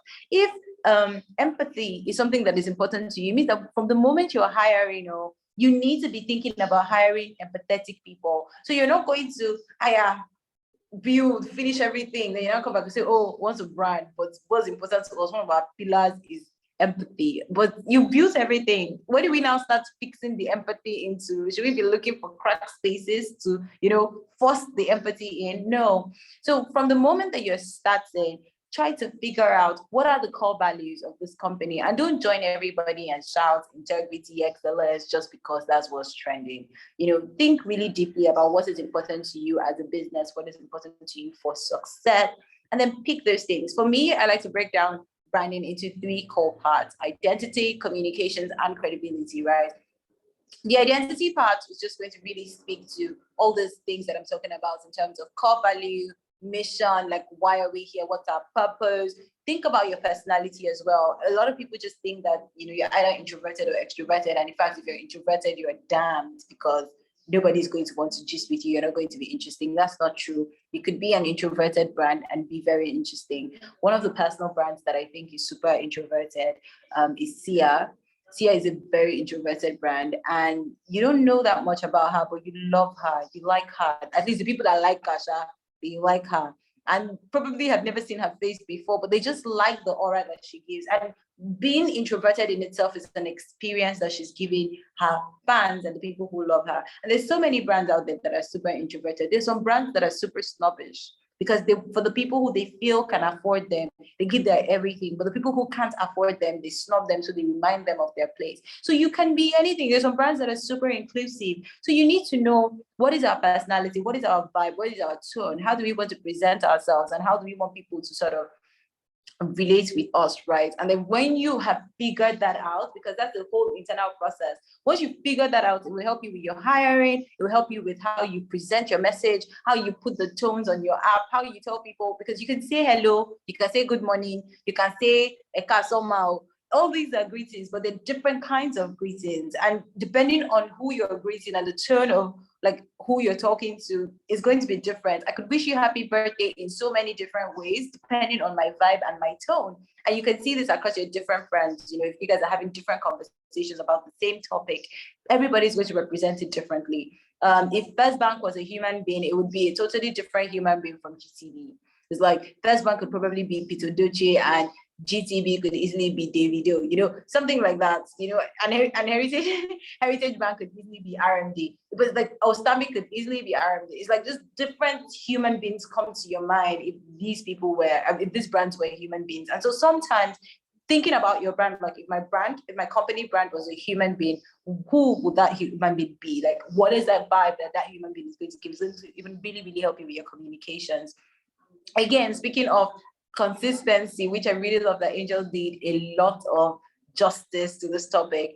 beyond just even posting on social media and being consistent with your brand on social media, there has to be a level of consistency offline and online, which is where people miss it. So people are consistent online, but offline, not so much. You don't want to give off that vibe. You don't only want to be beating your social media manager to do things the right way. However, when we now come to your space or we now buy your product, there isn't the happy vibe you give us on the internet versus this vibe. They're not matching, and that's not the kind of place you want to be in. So it's very important for you to maintain consistency online and offline. And that's why it's important to build your brand on a truth, on something that you know is core to what you believe in or what you stand for as a company. And you don't have to build your brand after yourself or your personality. If you feel like your brand has to have and your company brand has to have a different personality from you, the founder, please go right ahead and do that. Hire people who can effectively be the face of the brand in a way that represents that brand, to the fullest. You don't have to fake it. You don't have to now be the face, and you don't also have to communicate the way everybody else is communicating, right?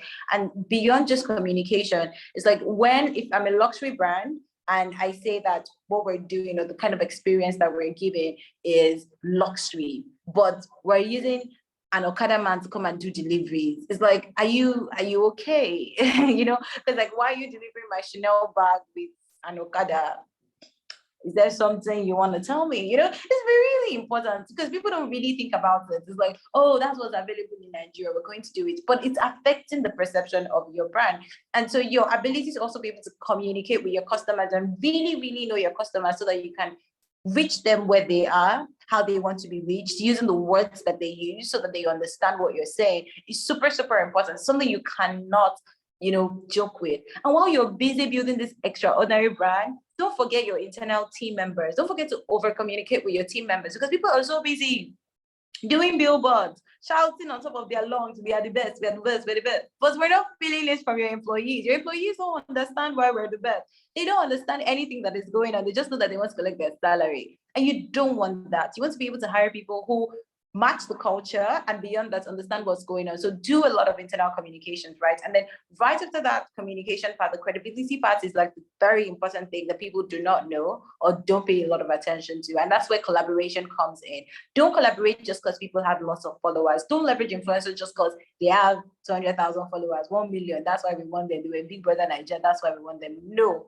Pick influencers that match.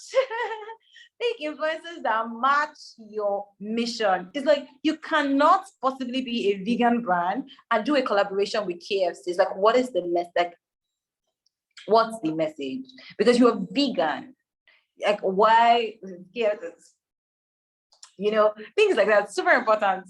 You cannot say we are luxurious in a brand, like we're a luxury brand, but then we're collaborating with somebody who looks like a street person, who would have been more like a street person, who would have connected more with the streets. It's like, I don't see a very luxury brand collaborating with like an Olamide, because Olamide is for the streets. It's like the kind of people who collaborate with Olamide is like Olamide gets the people. So when it's man of the people kind of conversation, we go to Olamide. But when it's like we want some sort of luxury vibe, blah, blah, blah, we can then go to like maybe 2K or something. And it's not because anything is wrong with either of them. It's just that by brand association, what's happening is I'm transferring trust and the feeling that I have of this person, I'm transferring that I to you. So you don't want me to take the I like, oh, Brashagi is like this. I should now carry Brashagi into your luxury tech brand. I'm not saying it. So now I just really wanted to give that quick masterclass before I then go into the actual importance, and I'm just going to list very few. Number one is trust. Trust is the currency of branding, and every single damn thing that you're trying to do is to either gain trust or lose trust. It's like every single step you take is gaining trust or losing trust. The trust meter is never stagnant. It's like people are not waiting for you to come and just, oh, I'm going to hold my trust bar.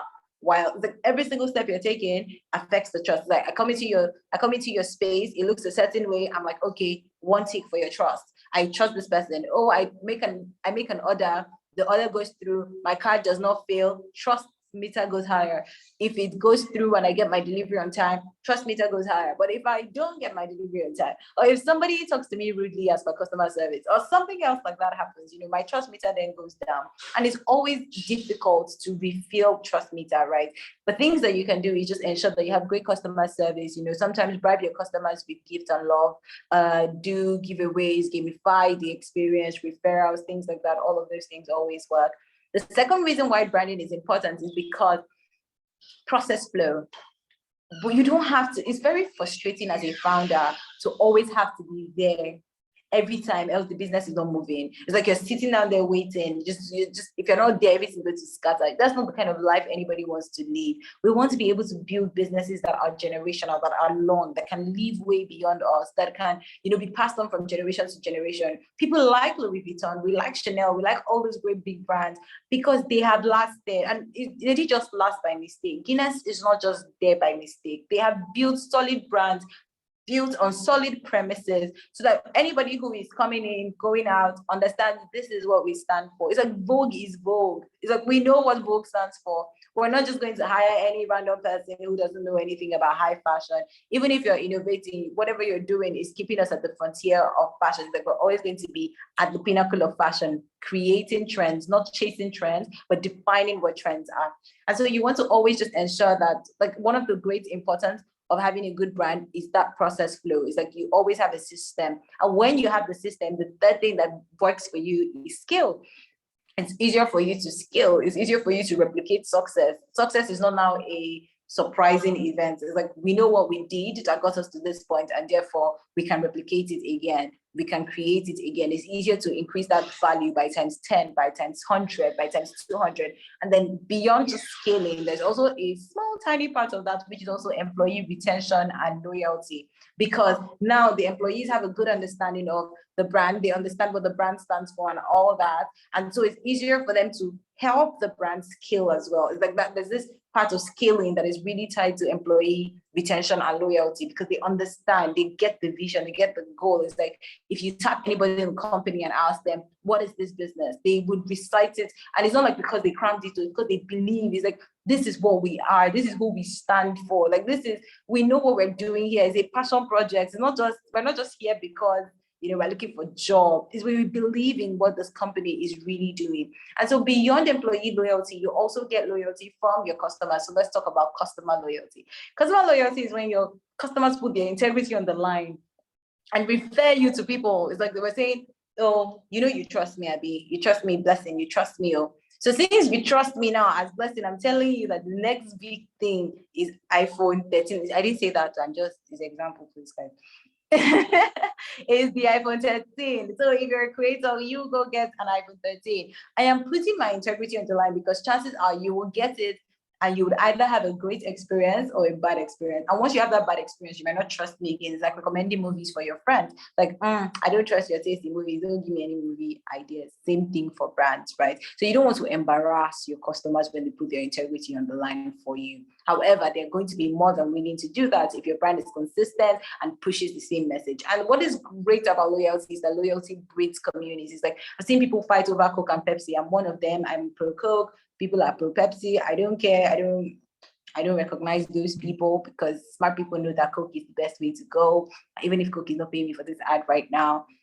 But yeah, it's like communities. Like, we're happy to fight and tear our shares. It's like Apple versus Samsung. Because there is a whole Apple community, we're ready to tear our shares and stand for Apple. And what that does for you is you don't even have to be online. You don't have to be there to defend yourself. It's like your defenders are naturally there. Your community are there to defend you. So you don't even have to be too worried about negative PR, negative press, because your people are going to defend you and fight for you, because that's how amazing your brand is, right?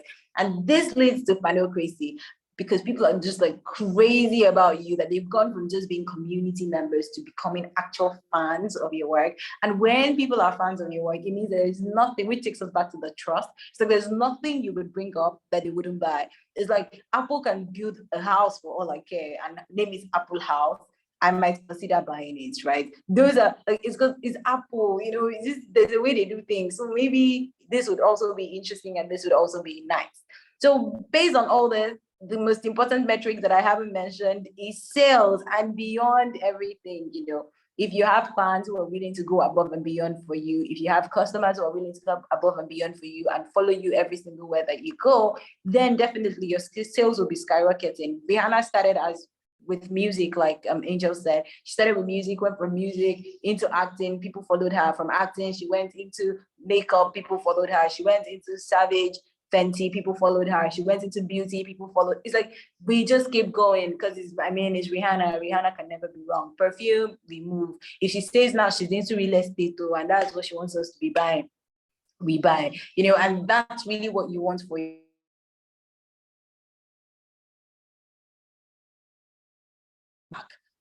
Mouse, headphone. Yeah. Very soon, we're gonna have dresses, and before you know what's happening, it's going to become some level of virality. Everything you wear is Apple.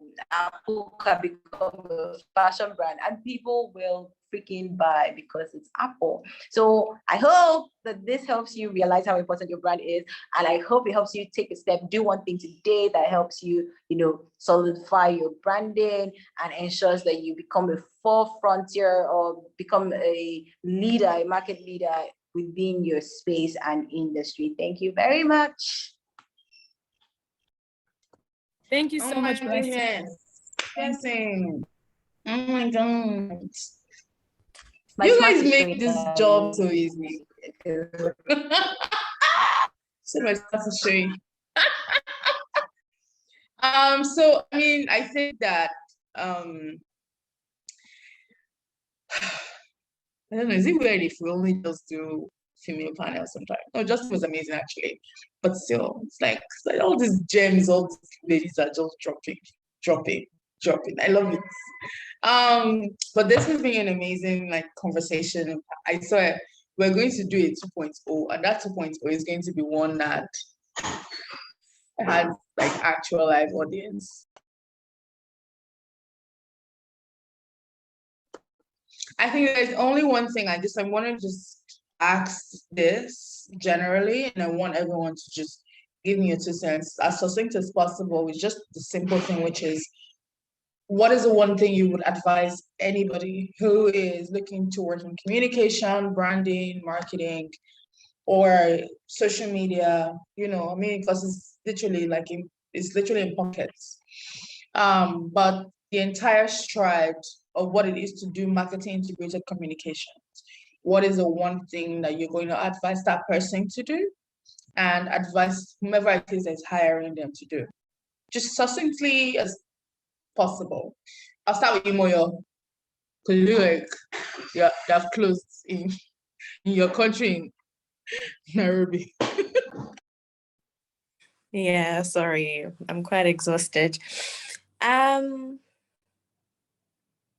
I think for the person who's interested in marketing and communications, I would just say to keep an open mind. I think that marketing and comms in this year was not what it was 2 years ago. It just keeps evolving, especially as it pertains to different approaches. Don't be a local champion. Don't just look at what other brands within the country are doing. Look at what other people in other parts of the world are putting forward, so that your mind is more open and you can think up out of the box ideas. I think that's the one thing I would say to anybody that's looking to get into marketing and comms, is to just keep that open mind. And then to somebody who's looking to hire, I think it really depends on what you're hiring for. So for example, if you're a new brand and you're looking to maybe hire somebody who could potentially build out a team, that person needs to have, I would say, a very holistic approach to what marketing and comms is, because there's actually so much within marketing and comms. There's the content aspect of it. There's the digital marketing aspect. It's so wide, and so what's the word? It's so wide and so varied. So I think it's really just understanding what your needs as a company are, if you're a new brand and you're looking to hire somebody to build out a team, then they need to kind of have an idea of the different parts that make, you know, the entire, I guess, marketing and communications landscape of it. And it's always a good idea to hire somebody who has, you know, previously built out a team and has, you know, done a lot of like work in marketing and comms strategy, and is able to really, I guess, identify the needs of the company and assign functionalities that can fulfill those needs. So yeah, I think really with hiring is just really understanding what your needs are at that very moment. For some companies, it's, you know, they maybe have not really put in place, or they maybe not even open to the public, especially with tech startups when you're just building and you just need somebody who can help you like work on the branding aspect of your business before you even put it out there. Then you hire somebody like Blessing, who's able to tell you, okay, this is how, these are the different building blocks that you need. So I don't think that you should hire unless you know what it is you're trying to achieve. And then you can find somebody who can fulfill that need. Does that answer your question? Of course, very well. Angel, do you want to take a jab at the question as well? Sorry, hi.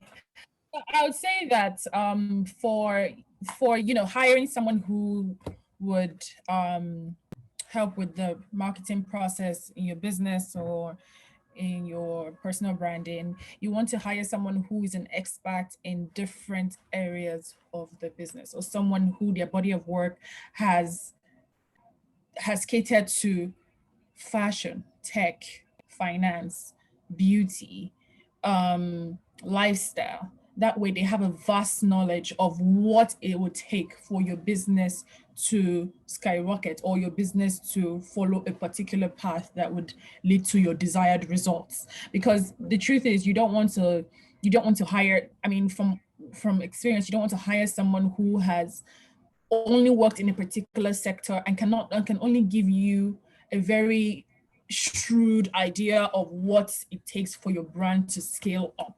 You want someone who has been here and who has been there and can tell you, this is how the finance industry thinks. This is how the tech industry thinks. This is how the beauty industry thinks. That way, they have a vast knowledge. And the only way that can happen is even as brand communication strategists, you're hiring people who are experts in these areas. The person itself, the owner of the business, the brand strategist, the head brand strategist doesn't necessarily have to, you know it all, but they need to hire people who can cater to all of these questions that their clients might potentially ask, or issues their clients might potentially have in the long run. That is, you know, regarding hiring. And I think you personally, as, you know, a brand, if they need someone who will come on board to, you know, help work on the business, or help give them the visibility, or help, you know, highlight their brand strategy, or blah blah blah. From an influencer perspective, you want to work with influencers who already share your brand ideologies, right? You want someone who definitely knows what your brand is saying and can help you properly interpret what your story is. You don't want to start, you know, you don't want to pick any random influencer because they have a huge following to help you tell your story. Right now in this day and age, everybody's an influencer, both huge followings, and, you know, just the 2 or 3 people that they know, which means that more often than not, I mean, just thinking about it from a business perspective, everybody wants to get an influencer with a huge following, which on the marketing anyway. But the truth is, a lot of times you still have to dissect from the list of names that you have been given and say, who is the best person to best represent our brand and to best tell our brand story? And that's where your intuition comes in, and your brand strategies can tell you, this person works, this person has 1 million followers, this person has 100 million followers, but they can properly create the content that you need, create the awareness that you need, create the visibility that you need, and, you know, they're all encompassing. So let's go with this person. So I think that's my answer. Thank you. Very nicely said. Finally, coming back to you, Blessing. just to round us up of the question that I asked. So in terms of hiring and in terms of being someone who is within the team, Okay. or I joining, mean, what does that mean so for you? if you want to build a career in marketing and comms or branding, the most important thing is to take action, is to do. So I see that a lot of people just go through all these courses or wish, or hope that they're going to become, all these things, but they never practice. They never find ways to apply the knowledge that they have learned. They never find ways to experiment with their ideas and just sort of see where am I, like, what am I good at? What is my strength? How can I improve? Am I improving? Have I really learned? Have I, found out something new? So please, experiment, do, practice. You will never truly complete the learning process if you do not practice. You just have like theoretical knowledge that will eventually disappear, as opposed to the knowledge that you had also gotten. Beyond that, like beyond application of knowledge and practicing and all of that, I think that in terms of hiring, people need to give the grace for mistakes and for experiments. Sorry about that. People need to give the grace for mistakes and experiments. Mistakes and experiments in terms of you need to sort of have a conversation, with your social media person or comms person, and knowing fully well that no matter, it's not everything this person would try that will work. And you to also know that it's not everything we would experiment that would work. And so by the time you have that knowledge and your understanding, your patience is a little bit more. You're also more forgiving, and that means like the more risk, the more reward. So if one thing finally works out, you're also going to be better for it. And you also have to know that there are things that are not just going to work out. But these experiments have to be really guided around a pillar of goals. So you need to really know your goals. And don't be like, we want sales, but what's most important to you is following, because sales and following, the strategies can be different. So if we're getting sales, but followers are not increasing, the goal was sales, And so you can't be like, we want more followers, but the goal is increases something else. It's like, just really know your goals, really set the expectations that are important, that you're going to be measuring, and then work towards it, just understanding that the different applications or strategies might be different. But coming back to people who want to build careers, again, the last thing is, please don't be afraid to show your work at different levels that you're in. So a lot of times we're too busy practicing, but we're hiding it. And so there is nobody giving us feedback about the work. People don't know how good you are. You don't know how good you are because there's no one, reminding you and telling you. So you don't have to come and teach everybody. You don't have to say you're now an expert. But what you can do is, at every different stage that you're in, I think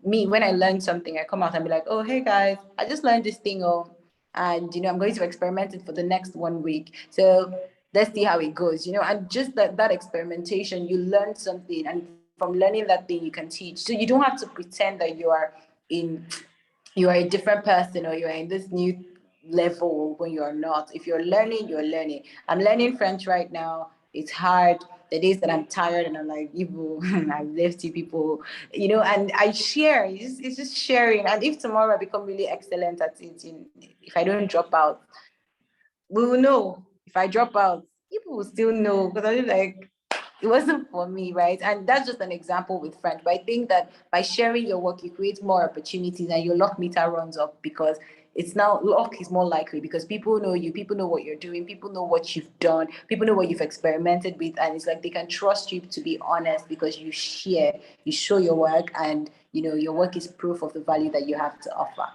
So yeah, that's it. Again, we're going to do this 2.0, and we're going to have like actual guests, because this has been a wealth of knowledge that not even, and I know all of you. So it's been a wealth of knowledge to be able to sit in and listen to and be a part of. This is portfolio companies right now, but at the same time, it's definitely going to be a whole conversation we're opening to people like outside, which is not going to be a closed session. It'll be sometime next year. That's way everybody would have. If I call you, don't answer me. But the point is, this has been really nice. Thank you so much, everyone. Justin had to step out because he had a meeting. But Moyo, Angel, Blessing, you ladies have been amazing. I know you guys had to move above and beyond for me. Thank you, appreciate it. And we appreciate you in Ingressive Capital. And we'll send you a Christmas package in December. Oh, me too, Abby. Walking. Don't try me, oh. Don't try me, oh. I'm not in Ingressive Capital. Don't try me. I'm Ingressive for good. Thank you very much. For companies, guys, if you guys can hear me, this is not how we are. This is just like No, we'll send you a guest. We don't want to chat to our guest. Oh my god. But no, we're not budget to our guest. Don't worry, I guess we'll send you something as a guest. But thank you so much, you guys. This has been very, very exciting. I don't want to go, but I feel like I need to let everybody. Letting us meeting. I'm sure Moyo is going through a lot. She's literally had to travel in the last 24 hours, and she's like, Angel literally came back from her work that she was doing and just had to be here. And Justin, even though he had to work, he was here. So thank you guys very much. I appreciate it. Look forward to doing this in the future. And yeah, you guys, if you want to reach out to any of them, we'll send the details via the email that is going to come with this interaction, and you can reach out to each and every one of them via social media. And that being said, if you're not following us on Ingressive Capital, this is at Ingressive Cap, and look forward to doing this again in the future. Thank you so much, ladies. Have a good evening. Oh, well, everybody's in. Thank you for the Bye. Bye.